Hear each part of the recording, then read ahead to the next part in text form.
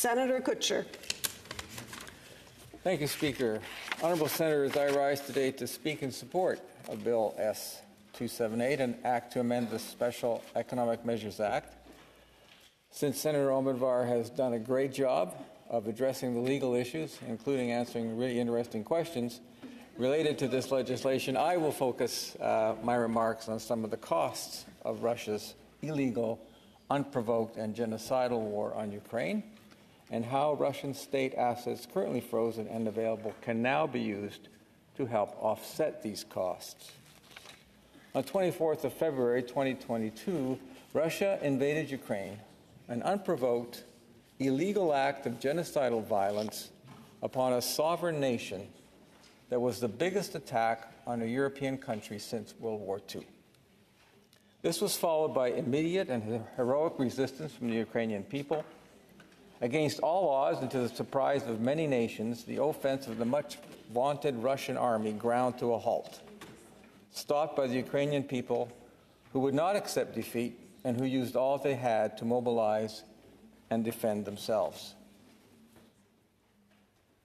We all remember the iconic images of Ukrainian tractors pulling captured Russian tanks.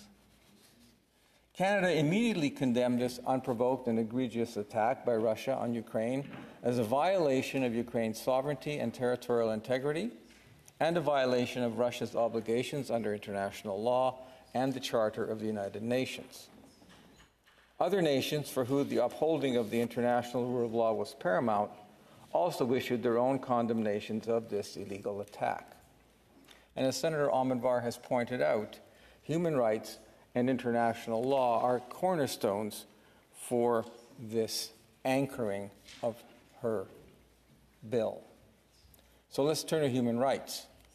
The United Nations, with Resolution ES-3 on April 7, 2022, removed the membership of Russia in the UN Human Rights Council over, quote, grave concern at the ongoing human rights and humanitarian crisis in Ukraine, including gross and systematic violations and abuses of human rights, end quote, by Russia, and demanded Russia withdraw its forces from Ukraine. On the human rights, on the international law, on October 12, 2022, the UN General Assembly Resolution ES-11/4 was passed.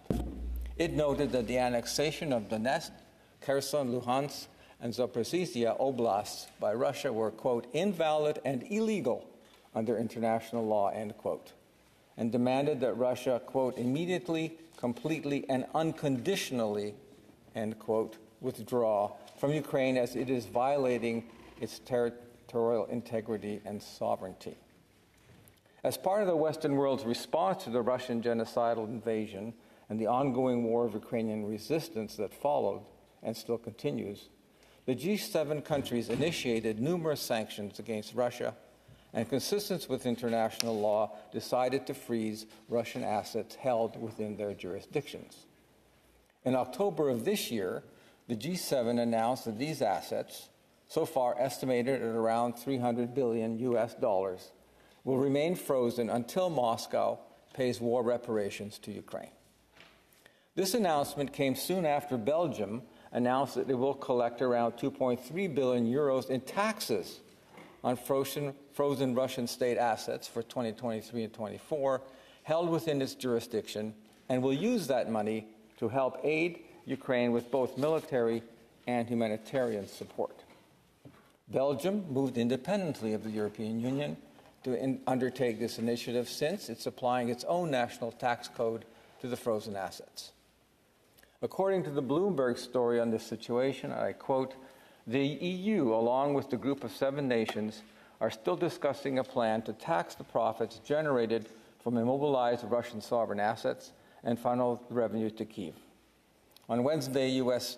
Treasury Secretary Janet Yellen backed the idea, calling it a reasonable proposal that is distinct from seizing the cash.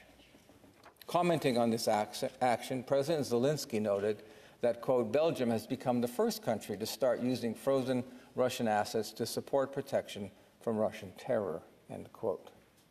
And on October 12th, soon after the Belgian announcement, the Estonian government approved a draft law that, if passed by Parliament, would allow many immobilized Russian assets to be transferred to Ukraine. Colleagues, the Western world is being reminded of the horrific global costs of terror and the need to move vigorously to defend the values that underlie the international rule of law. In Ukraine, we have witnessed an imperialistic power, Russia, launch an unprovoked, illegal, and genocidal war on a peaceful, sovereign state.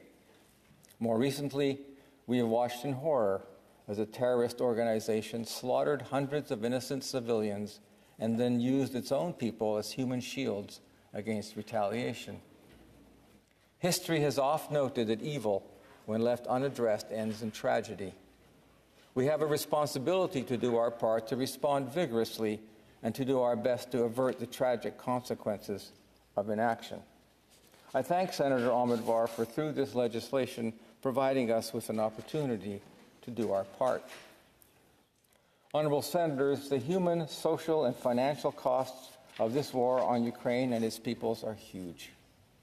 They include costs incurred in fighting the war, as well as the social, humanitarian, and critical infrastructure costs needed to maintain life and an ongoing economy now.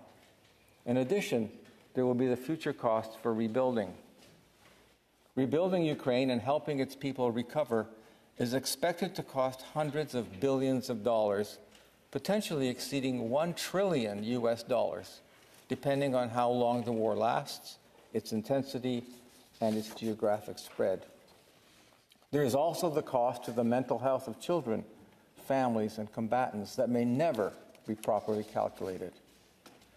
And colleagues, how do we cost an amount of money needed to compensate innocent people for the human losses that they have suffered and will continue to suffer even after the war is over?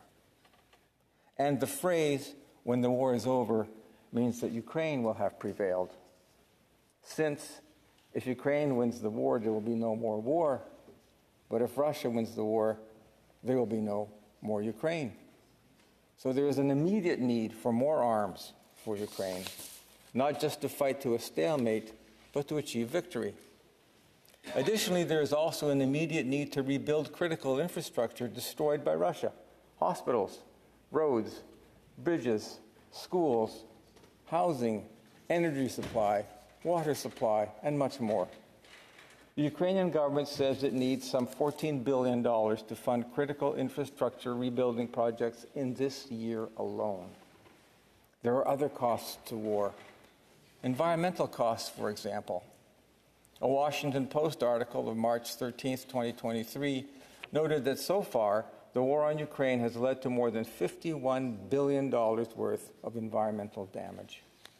As far as I can understand the numbers, this environmental damage cost is in addition to the almost unfathomable sums I have just shared with you. We know that extraordinary amounts of money have been pledged from many countries to assist Ukraine. The Council on Foreign Relations, September 2023, reported that since the war began, the Biden administration and the U.S. Congress have directed more than $75 billion in assistance to Ukraine. Europe has in total given a similar amount, as has the U.S., about $72 million. On July 11, 2023, the CBC reported that Canada has committed more than $8 billion to Ukraine since Russia's February invasion, including over $1.5 billion in military aid. So where is this money, so desperately needed to fend off a force that threatens the very existence of any international rule of law, coming from? From the taxpayers of the countries invested in maintaining the rule of law and the values that underpin the international order. While this is not an unreasonable ask, it does promote the kind of negative anti-Ukrainian sentiment that we have recently seen on full display in some sections of our society, in our cousins to the south, and sadly emerging here in Canada as well. Is it not reasonable to ask that Russia, the aggressor in this conflict, pay? And why should it not start paying now? The governments of the United States, Australia, Canada, France, Germany, Italy, Japan, the United Kingdom, and the European Commission have seized roughly $300 billion in Russian central bank assets, not long after Russia's invasion of Ukraine. Most of this money, more than $200 billion, is frozen in European accounts. These governments have also seized tens of billions of dollars in assets belonging to Russian oligarchs and private entities. The G7 governments agree with the UN that Russia is perpetuating an illegal war of aggression and that Moscow should be held responsible for footing the reconstruction bill. Experts in international law and international relations also agree.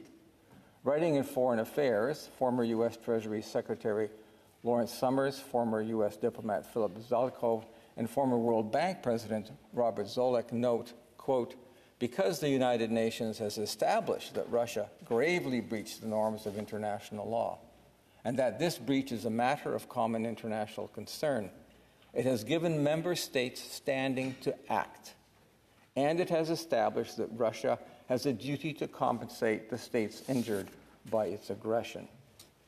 Lord Axworthy, a name known to all in this chamber, recently put it quite simply, and I'll quote from an article in the Globe and Mail where he is quoted. He said, quote, it's a Robin Hood proposition.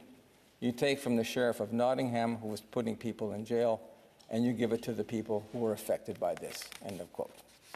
That same article in the Globe and Mail in June 2023 noted that according to the RCMP, as of February, about $135 million of assets in Canada have been frozen as a result of sanctions imposed on Russia. Should that money now not be made available to augment the $8 billion that Canada has already pledged? Should that money not be made available now to help Ukraine's military fight and its people have access to hospitals, clean water, heat, and light? Colleagues, I, for one, think it should. With the passage of Bill S-278, Canada will go one better than Belgium. Canada will go one better than suggesting using the interest from these funds to support Ukraine. Instead of just taking the profits from these Russian assets, why not take the principal as well? The entire principal amounts currently frozen are already owed to Ukraine under international law. Not using this money now deprives Ukraine of the funds that they need to survive the upcoming winter, which will likely see furious Russian attacks on the infrastructure needed to support civilian life.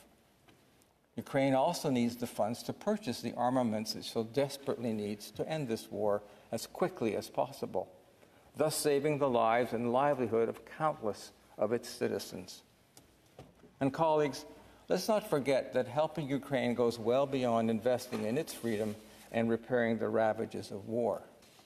It is also a statement and an investment in the necessity of maintaining the international rule of law.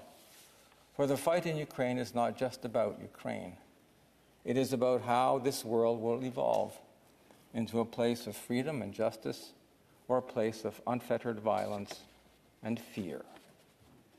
That is why I will support Senator Omidvar's bill, and I urge you to do the same as well. Let's get it to committee and well studied and over to the other place as soon as possible. Jacques, thank you, merci, and Riley.